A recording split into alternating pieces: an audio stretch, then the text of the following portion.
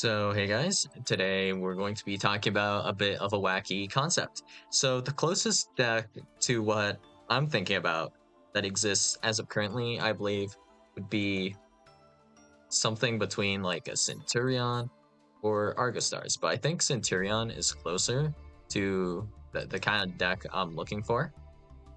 So, both of these decks are a little similar in the sense that we will have continuous trap cards, and we kind of have ways to well, not exactly search, like, well, with Argostars, I guess it would be searching.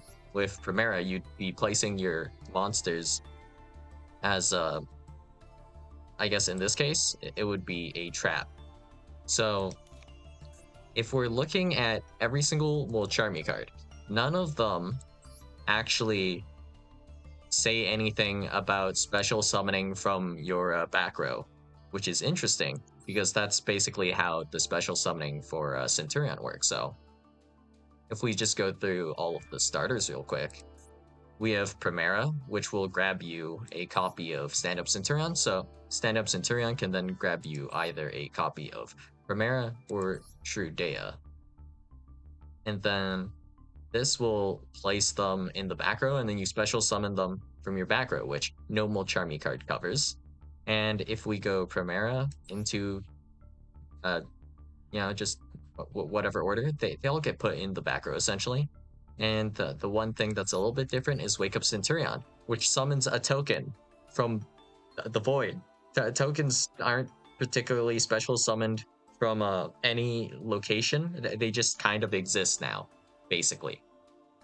So you're special summoning from the ether as far as the Mulcharmy cards are concerned. But, if you were playing Max C, though, any type of special summon would give Maxi a draw. So you're still giving draws to at least Maxi, in which case you can argue Maxi is good in this case because at least it does something, unlike the Mulcharmy cards. The only one that will have any effect is Fulos, because you do kind of want to access your extra deck monsters, and the other Mulcharmy cards here don't care if you access the extra deck cards. So each time your opponent special summons from graveyard or banishment, and this one is just normal or special summons a monster from the hand.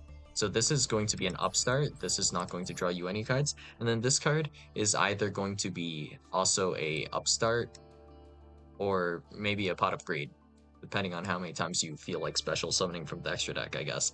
Because you can technically just stop at 1 or 2 gains Fuelos.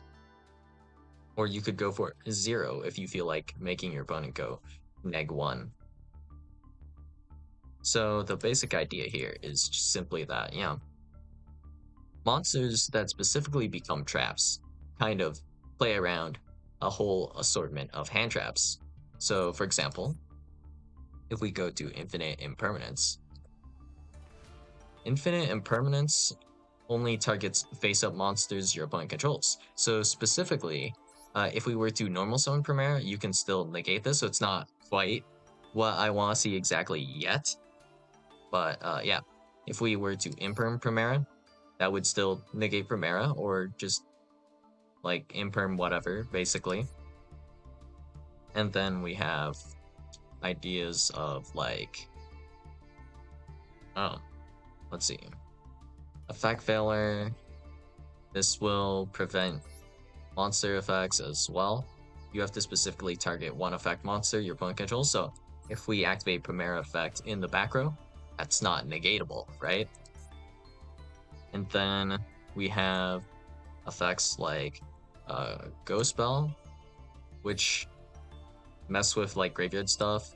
We have Ash Blossom, which requires certain effects to be triggered as well, which this also plays around. So if we had like an archetype that specifically played all of their kind of main monsters and just put them in the spell and trap zone, it becomes very, very difficult to interact with them.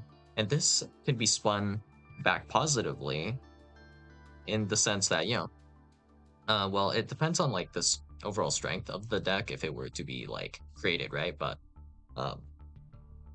if your opponent can't hand trap you, it actually makes every single one of their hand traps in their deck kind of a brick, and this offers counterplay to specifically uh, most common hand traps. So like Maxi, Infinite, and Permanence, and you don't have to resort to playing literally stun, you know? This gives you at least a little bit more an interesting option, in my opinion. But then, of course, on the flip side, okay, but I can't interact with my opponent. So what am I supposed to do? And this is going to be kind of game breaking. So, for example, this is actually even worse to deal with than Malice in Theory, depending on the strength of the end board. Because, well, how do you actually deal with something you can't hand trap at all? Correct answer. You win coin flip. That's it. If you win the coin flip, you can probably still win through like whatever your deck does. It's probably going to be relevant. So the deck we're talking about currently doesn't exist, I guess, but you know, if you go first, your odds will probably go up like exponentially, depending on exactly how this type of deck would work. So I'm thinking of mostly having something like, well, for starters, we probably want something close to an emergency teleport that just puts a card in the back row. So specifically here, it will be all monster cards, I'm thinking. And what's really confusing that I'm thinking about right now is like, how does Red Reboot work with all this? Let's check real quick. When your opponent activates a trap card, it doesn't really care if it's like, yeah, okay. Negate the activation if you choose that. Oh, what's interesting about this is that it's activation. So if we activate Centurion Primera, it actually counts as already activated. So you're activating the effect, but not activating the card. So this actually plays around Red Reboot. If it were a trap, anyways. If it were a spell, it ignores Red Reboot for an entirely different reason. The idea here that I'm thinking of is having fully your deck kind of, instead of special summoning to your main monster zones, we just place cards into our spell and trap zones. And if we were able to do that, maybe there'd be an insane restriction, like you cannot special summon any monsters or something. Or you cannot special summon any monsters from your hand or main deck. Like that type of thing. Or you can only special summon monsters from the extra deck, I think. I think that's probably the right wording that we'd be looking for, is you don't want to be special summoning from the graveyard either necessarily. And we could place that as a restriction, and then all of your monsters and kind of boss monster would just be put into the back row. And this has to be done in a particular way, so I think they have to be probably continuous traps, because then Flambridge would be able to put things in the back row. Like if you were able to do something like an extra Foolish Burial and then put the card in the back row as a continuous spell, that'd be problematic. But yeah, that's the basic idea, I guess. And it would probably work like similarly to just a basic control deck, I'm thinking. Maybe you have some actual back row as well to kind of pair with your cards here, and effects tied to your back row cards. I'm not sure like what you would do for the cost and how you would activate the effects, or exactly what kind of removal effects or interactions you would put into the back row here, or as your like kind of boss monsters and whatnot. But if we were to do so, it does play around hand traps a lot, and it is actually another fairly efficient way to kind of have back row kind of decks, like back row adjacent, like something with similar-ish playstyle to what you might expect of like a control deck, for like that to be modernly viable, I guess.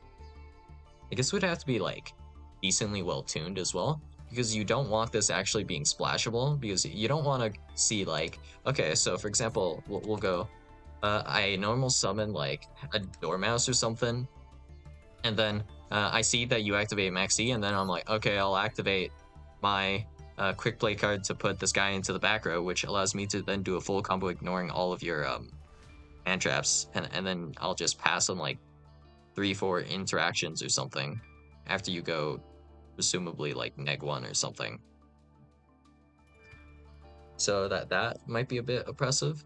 So I guess, maybe you probably put a search effect on one of these cards or something. So at that point you'd be able to Ash. And then for imperm, maybe we can make the starter at least impermable. Like one of the starters probably should be a normal summon, if not a few of them. You only have one normal summon, I guess, so being able to imperm that, I guess, would be nice.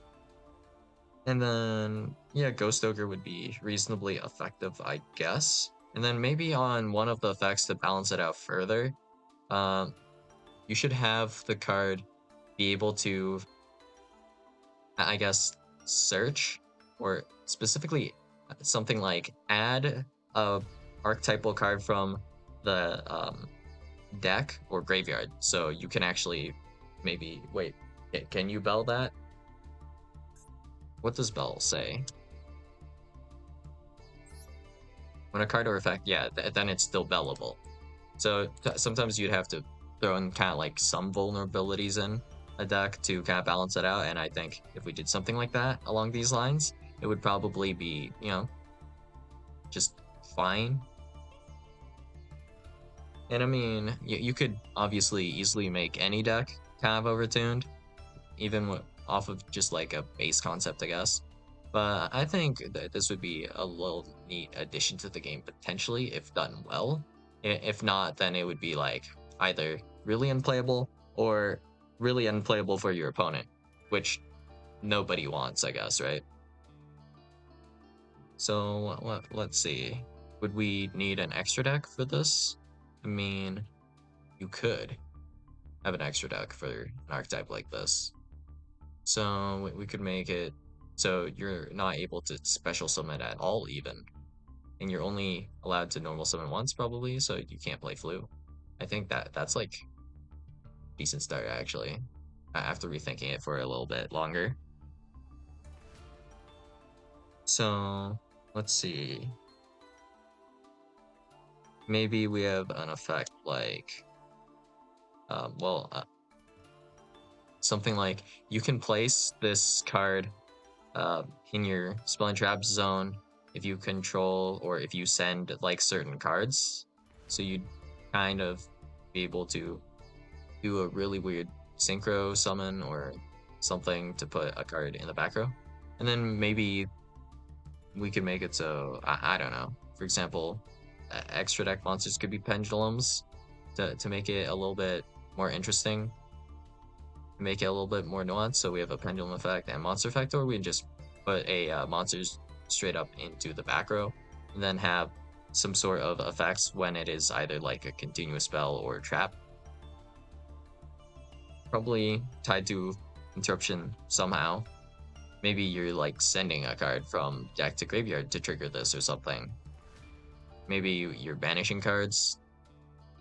I don't know. It kind of depends. Like, I don't really have the full vision here right now, but just the general idea, I guess, for another way we could have like kind of, I guess, a modern kind of control deck. I mean, aside from this, I think like going kind of like the what's the word I'm looking for here?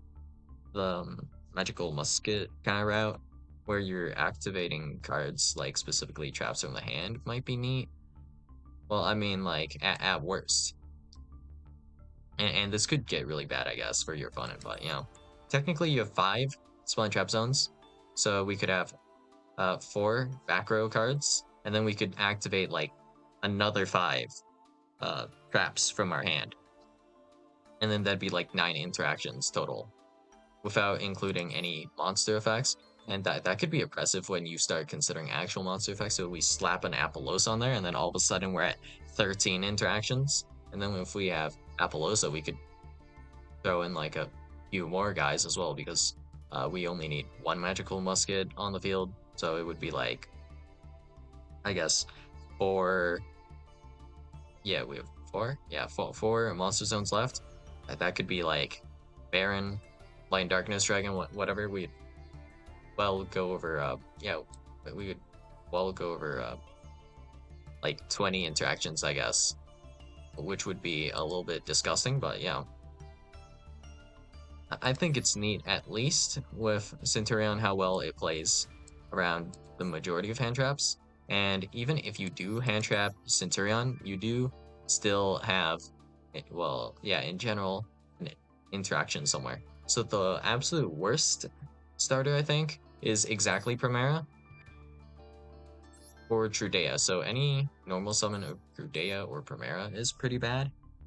But if we were to start like with Stand Up Centurion, or like I think it was Blima Oath, these are much better. And in terms of like 2-card combos, we could even do like normal summon Trudea and pass after we have like a Primera in the back row. And then we can make like a Legatia on our opponent's turn, and that's like fairly reasonable, I guess. Depends on like the exact situation. This sometimes comes up, I guess. Can't think of the exact situation, but like, let's say you have Ash Blossom Spring, I guess. Then it's like normal summon Trudea effect. Then you in special summon Primera, next turn special summon Trudea, make Legatia. And then you still have a pop, and then you can follow up because you put either Trudea or Primera in the back row once again. And then you can attempt combo again next turn. And then if your opponent, if they were to stop this, you still have the idea of Primera Trudea again on the next turn, because your board state would look like this. You would have Legatia in the main. You would have special summoned either Primera or Trudea. You would have attempted to do so. Your opponent probably has no way to stop the special summon.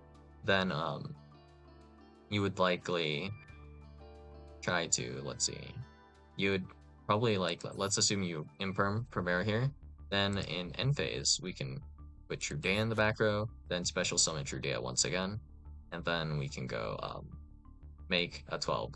So that could be like Crimson Dragon, and then going into the Cosmic Blazer. So yeah, that's all I got for you guys today. And I'll see you guys in the next video. Bye.